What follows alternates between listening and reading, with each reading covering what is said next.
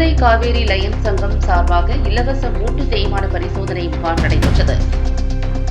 Kumbakonam Kudanthai Kaveri Lions சங்கம், Mysore coffee company மற்றும் நாமக்கல் மருத்துவமனை இணைந்த இலவச மூட்டு தேய்மான பரிசோதனை முகாம் மேலக்காவேரி காமராஜர் மாநகராட்சி உயர்நிலைப் பள்ளியில் நடைபெற்றது.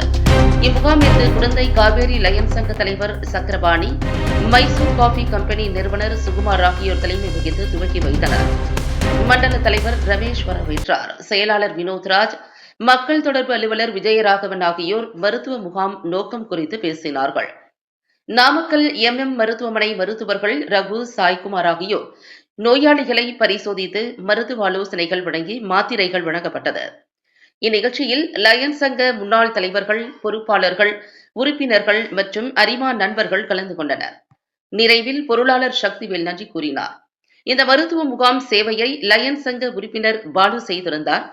இதில் மாவட்ட வள்ளலார் தினம் ரவி கலந்து கொண்டார். இம்முகாமில் 125 பேர் புற நோயாளிகளாக சிகிச்சை பெற்றனர். மேல் சிகிச்சைக்காக 6 பேர் தேர்வு செய்யப்பட்டுள்ளனர். மருத்துவ முகாம் சேவைகளை சங்க உறுப்பினர் பாலு செய்திருந்தார்.